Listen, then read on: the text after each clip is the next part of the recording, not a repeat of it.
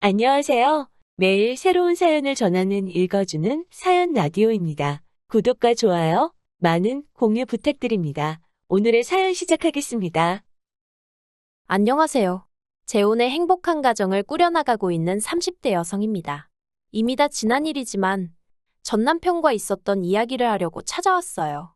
제가 다 지난 전 남편 이야기를 꺼내는 이유는 오늘 시내에 나갔다가 전 남편을 마주쳤거든요. 사는 곳이 멀지 않아 이런 날이 올지도 모른다는 생각을 종종 하긴 했었는데 정말 마주치게 되니까 옛날 기억이 머릿속을 스치네요. 그래서 그냥 전에 어디 가서 해본 적 없는 이야기인데 오늘 한번 해볼까 해요. 이미 저에게는 재혼해서 정말 괜찮은 남편이 있지만 일단은 편의상 전 남편을 남편이라고 칭하겠습니다. 남편하고는 미혼 남녀 모임에서 만났어요. 만났던 시기는 겨울이었고 사실 저는 낯을 많이 가려서 그런 모임은 나가는 일이 없는데 친한 언니가 자기가 혼자 가기 쑥스럽다며 제발 같이 가달라고 졸랐거든요. 그리고 그 언니가 평소에 저한테 무척이나 잘해줬어요. 그래서 거절하기가 참으로 난처하더라고요. 그래서 나갔는데 남편이 처음 저랑 통성명을 하고 나서부터 엄청나게 들이대는 거예요. 그리고 그런 남편의 적극적인 태도가 왠지 남자답게 느껴졌다고 해야 할까요? 싫지가 않았습니다. 그래서 이후로도 모임 내에서 두세 번 더 만남을 갖다가 본격적으로 연애를 시작했고요. 사귄 지 1년도 안 돼서 남편이 프로포즈를 해왔을 땐 그 또한 적극적이고 저돌적인 남편의 성격 탓이라 생각하고 한편으론 내가 얼마나 좋으면 저러나 싶어서 기쁜 마음으로 프로포즈를 받아들였습니다. 남편은 저와 마찬가지로 회사를 다니는 평범한 직장인이었고 딱히 모난 구석이 없는 사람이었어요. 결혼을 앞두고 이런저런 조건들을 따져봐도 크게 마음에 걸리는 것이 없었죠. 게다가 전화 친정 부모님은 그런 기대는 하지도 않고 있었는데 시댁에서 신혼집도 준비해 두셨다대요. 깜짝 놀랐죠. 그런데 그게 다가 아니었어요. 신혼집 안에는 이미 가정가구까지 다 들어와 있었거든요. 그래서 제가 이건 언제 다 준비한 거냐고 했더니 잠깐 주춤하더니 한다는 말이 저랑 연애할 때 이미 하나씩 다 준비를 하고 있었다는 거예요. 자기는 저랑 결혼하게 될 거라는 확신이 있었다면서. 그리고 제가 너무 순진했던 거죠. 그 말을 전혀 의심하지 않았거든요. 오히려 이 남자가 이런 로맨틱한 부분도 있었구나 하고 감동까지 했는걸요. 그런데 친정어머니는 제 이야기를 들으시곤 아무래도 뭔가 찜찜하다시대요. 아무리 그쪽에서 저를 좋게 봤어도 그렇지 신혼집은 그렇다 쳐도 어떻게 가정가구까지 다 들여놓냐면서. 그리고 가정가구는 보통 신혼부부가 같이 가서 취향에 맞춰서 사는 거지. 어느 집에서 그걸 일방적으로 다 채워놓냐 하시는 거예요. 그런데 그 말을 듣고 나니까 저도 좀 뭐랄까 마음에 걸리는 것들이 있긴 했어요. 집안에 채워져 있던 가정가구들이 새 거는 맞는데 어딘가 유행이 좀 지나간 것들 같았다고 해야 할까요?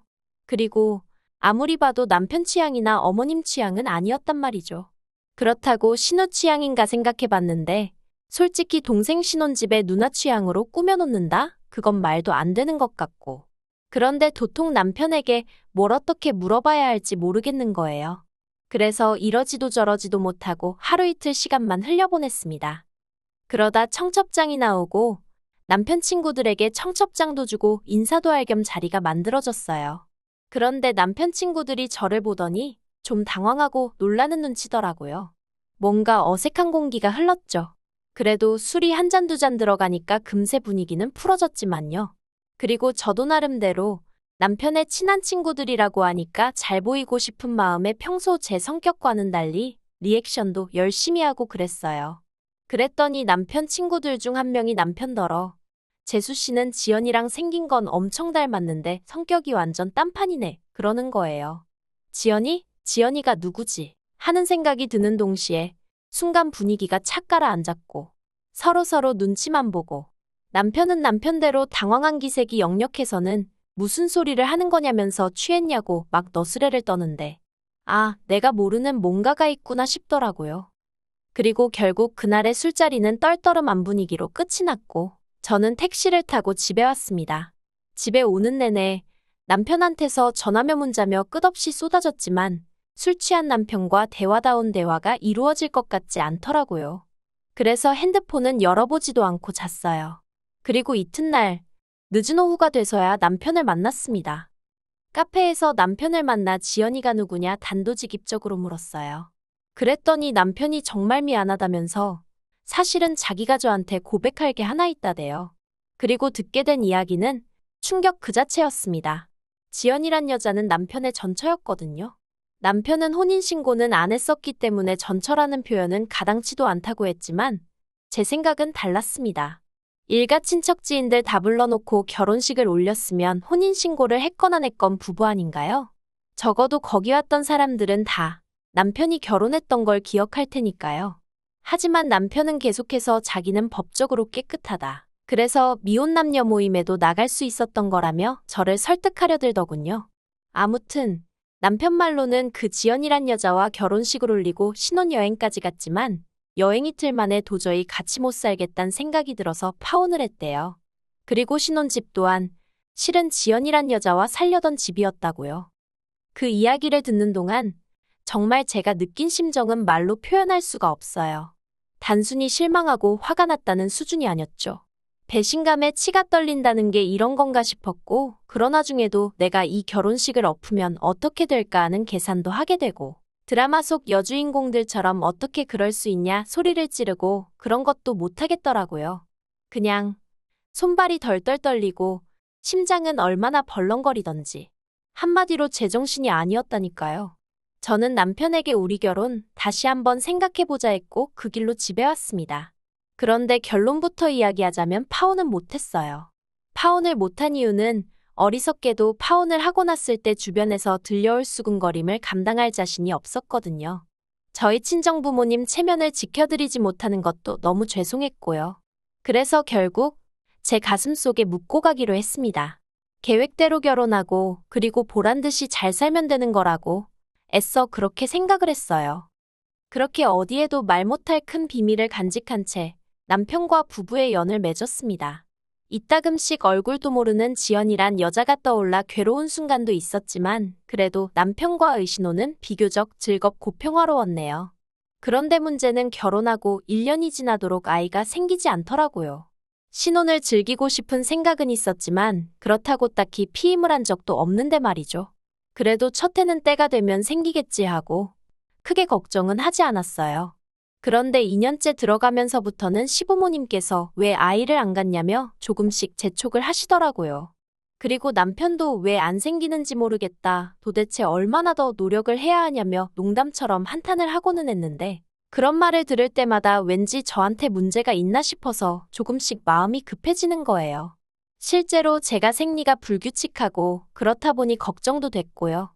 그래서 처음엔 남편한테 말도 못하고 혼자 무슨 죄 지은 사람 마냥 산부인과에 갔어요. 그런데 병원에서는 저는 아무 문제가 없다면서 그냥 건강관리 잘하고 마음을 편히 가지라는 속편한 소리만 하대요. 그래서 저 일부러 취미생활도 그림 그리기니 도자기 만들기니 죄다 뭐랄까 마음을 가라앉히는 종류로만 골라서 찾아다녔어요. 그나마 가끔 한 잔씩 마시던 맥주마저 끊었고요. 퇴근 후 어떻게든 짬을 내서 1시간씩 운동하고 정말 임신하기 좋은 몸을 만드느라고 제 나름대로 최선을 다했죠. 하지만 그래도 어째서인지 아이는 생기지 않았고 게다가 저 혼자 아무리 노력을 하면 뭐하나요? 남편은 회사 일을 핑계로 걸핏하면 술에 떡이 돼서 집에 오기 일쑤였고 운동하고도 담을 쌓은 지가 오래였으니 그래서 결국 참다 못한 제가 남편한테 같이 병원에 가자고 했어요. 그런데 남편이 곧 죽어도 병원은 가기 싫답니다. 병원에서 자기 상태를 확인하는 그 과정이 수치스럽다나요? 그리고 시부모님께서도 하시는 말씀이 당신 아들에게는 아무런 문제가 없을 거랍니다. 그래서 제가 어떻게 그걸 그렇게 확신하시냐 했어요. 사실 결혼 초만 하더라도 그래도 시부모님 말씀이라면 내내 하고 웬만해선 싫은 소리를 안 하던 저였지만 2년쯤 넘어가면서 임신은 안 되고 시부모님은 괜히 제 탓을 하시고 그러니 저도 할 말은 하고 살아야겠다 싶더라고요. 그래서 언젠가부턴 아니다 싶으면 조금씩 따지고 들기도 하고 싫다 소리도 하고 그렇게 성격이 바뀌었네요. 아무튼 그러고 제가 물으니 어머님이 하시는 대답이 가관이었습니다. 당신이 연초에 용하다는 점집에 다녀왔는데 당신 아들 사주에는 자식이 있다고 했다는 거예요. 그러니 병원에 가보고 어쩌고 할 필요가 없다나요? 이건 뭐 아무리 제가 논리적인 이유를 가져다 대도 사주님이 신이니 들이대시니 말이 통해야 말이죠. 게다가 남편마저 비협조적으로 나오니 제가 다 큰 성인 남자를 끌고 병원에 갈 수도 없는 노릇이었고 환장하겠더군요. 그래서 저도 그냥 될 대로 되라 하고 내버려뒀어요. 그렇다고 포기를 한 건 아니고 남편과 계속 노력은 했지만 더 이상 제가 할 수 있는 게 없었다는 뜻이에요. 언젠간 찾아와 주겠지. 그냥 그렇게 믿고 기다리는 것 말고 제가 할 수 있는 일이 없더라고요. 그러다 올해 초 퇴근하고 집에 왔는데 남편이 웬일로 저보다 먼저 와 있더라고요. 그리고 얼굴을 보니 안색이 무척이나 어두웠죠. 그래서 제가 무슨 일이라도 있었냐 물으니까 아무것도 아니라면서 제 눈을 피하대요. 그래도 한 이불 덮고 지낸 시간이 있는데 단박에 무슨 일이 있다는 건 알겠더군요. 하지만 뭐가 됐건 간에 아직 나한테 말할 준비가 안 되어 있나 보다 싶어서 더는 묻지 않았습니다. 그런데 그 후로 2주쯤 지났을 무렵인가 시부모님이 저희 집에 오셨어요. 시댁이 저희 집에서 먼 거리는 아니었지만 그래도 평일 저녁에 찾아오시는 일은 흔치 않았기에 기니할 이야기라도 있으신가 싶더군요. 그리고 역시나 제 예감은 틀리지 않았습니다. 시부모님께선 두 분 다 평소보다 훨씬 긴장한 얼굴을 하고 계셨거든요. 그래서 제가 지난번 이 사람도 그렇고 오늘 두 분도 그렇고 저한테 뭐 할 이야기가 있으신 거냐 물었어요. 그랬더니 어머님이 돌려 말하지 않겠다며 애는 안 생기고 이참에 입양을 하는 건 어떻겠냐 하시대요. 입양이라니 생각지도 못한 단어였죠. 그리고 저는 싫다고 했어요. 아직 전화 남편이나 젊고 자연 임신이 안 되면 다른 방법을 시도해 볼 수도 있는데 왜 입양을 하냐고요. 그랬더니 어머님이 핸드폰을 꺼내시더니 애 사진을 하나 보여주시대요. 그래서 이게 뭐냐니까. 남편이 저더러 정말 미안하다면서 자기 애래요. 자기가 정말 미쳤었나 보다며 자기가 정말 죽을 죄를 지었다면서 말이죠. 그리고 알게 된 건 저희가 결혼 생활을 하던 중 딱 2달 떨어져 지낸 기간이 있었어요. 제가 회사 일로 해외에 2달 동안 나가 있어야 했거든요. 그리고 그때 분명히 남편에게 당신이 싫다 하면 안 가겠다고 했는데 남편이 자기는 그렇게 꽉 막힌 남자가 아니라면서 흔쾌히 다녀오라고 했죠. 그래서 정말 고마운 마음으로 다녀왔고 그 출장 덕분에 저는 승진도 했어요. 그런데 제가 떠나 있던 그때 남편이 말하길 전 저한테 연락이 왔대요. 원래 대학 시절부터 친구 사이였다는 건 그때 저도 처음 들었네요. 아무튼 친구로서 고민 좀 들어달라나 뭐 그래서 정말 딱 얘기만 들어주려고 나갔답니다. 그런데 그날을 시작으로 제가 한국에 돌아올 때까지 2달 동안 아주 별짓거리를 다 했던 거죠. 남편이 변명이랍시고 하는 소리는 더 가관이었습니다. 자기는 그래도 최소한의 양심을 지키려고 피임은 꼬박꼬박 했는데 이게 어떻게 된 일인지 모르겠다면서. 그런데 여자가 자기가 더는 애를 못 키우겠다고 그런다면서. 그래도 자기 핏줄인데 자기가 어떻게 모른 척을 하냐고 그러대요. 그리고는 저더러 이번 한 번만 이해해주면 안 되겠냐. 애는 죄가 없지 않냐 그러는데. 시부모님까지 나서서는 내가 우리 아들 사주에는 애가 있다고 말하지 않았냐. 아무래도 걔가 그 애인 것 같다. 네가 애라도 하나 낳아놨으면 우리도 걔 데려오잔 소리 안 한다. 그런데 애는 안 생기지. 밖에 떡하니 우리 핏줄이 있다지. 이러면 우리로선 모른 척 할 수가 없다. 그런 말씀만 늘어놓으시대요. 그래서 제가 남편더러 그럼 데려다 키우라고 했어요. 나랑은 이혼하고 혼자서 키우던지 말던지 알아서 하라고요. 그런데 정말 실망스러웠던 건 그러면 말이라도 남편이 이혼은 못한다 그럴 줄 알았는데 남편이 갈등을 하는 게 제 눈에 보이더라고요. 이혼도 싫고 애는 데려와야겠고 어이가 없었죠. 저요. 솔직히 100번 양보해서 밖에서 낳아온 아이라고 해도 키워줄 수 있었을지도 몰라요. 남편이 저랑 같이 임신하려고 열심히 노력을 해줬었다면 말이죠. 하지만 제가 그렇게 임신을 기다리는 동안 남편은 아무 노력도 안 해줬거든요. 하다못해 병원도 안 가줬잖아요.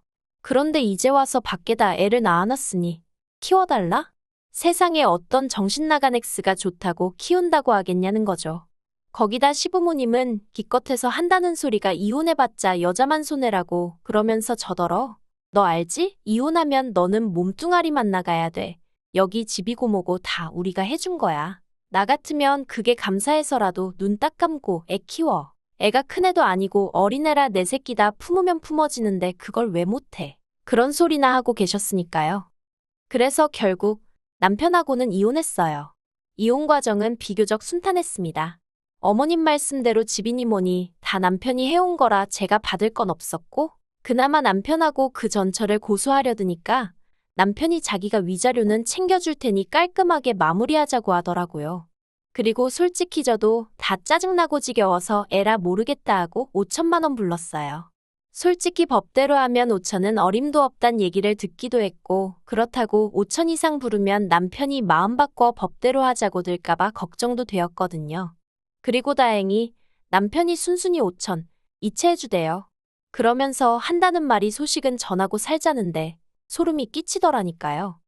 그런데 이혼하고 반년쯤 지나서 진짜 황당한 소식을 전해 들었어요. 남편 친구들 중 한 명이 알려준 건데, 저도 왜 저한테 굳이 알려준 건진 모르겠지만서도 남편 전처가 남편한테 맡기고 간 애가 남편 애가 아니랍니다. 하도 닮은 구석이 안 보여서 남편 친구들이 유전자 검사를 해보라고 부추겼는데 정말 불일치로 나올 줄은 몰랐다나요? 아무튼 그래서 남편 집안이 다 뒤집어지고 난리가 났다대요. 듣는데 이건 너무 웃겨서 제가 정말 소리내서 웃었어요. 그리고는 그 애 엄마는 어디 갔냐니까 동남아인지 어딘지로 튀었다는 소문만 있다고. 그러면서 애는 어쩌고 얘기하려는데 제가 저한테 더는 말하지 말라고 했어요. 괜히 더 알아봤자 저까지 골치만 아프지 싶어서요. 그리고 저는 1년 후에 지금의 남편을 만나게 되었어요. 지금 남편은 초혼이고 저보다 연하라서 솔직히 제가 정말 많이 밀어냈거든요. 그런데 남편이 안 떨어져 나가고 꿋꿋이 버티고 있더라고요.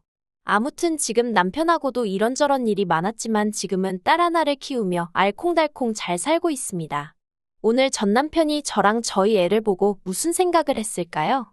뭐가 됐건 간에 죽도록 후회했으면 좋겠습니다. 그리고 전 시어머니께도 부디 제가 아이랑 있더라는 걸 이야기 좀 했으면 좋겠네요. 그래서 어머님이 땅을 치고 후회 좀 하시게 말이죠. 긴 이야기 들어주셔서 감사합니다. 오늘의 사연은 여기까지입니다. 구독과 좋아요, 알람 설정해주시면 앞으로 더 좋은 사연으로 찾아오겠습니다. 감사합니다.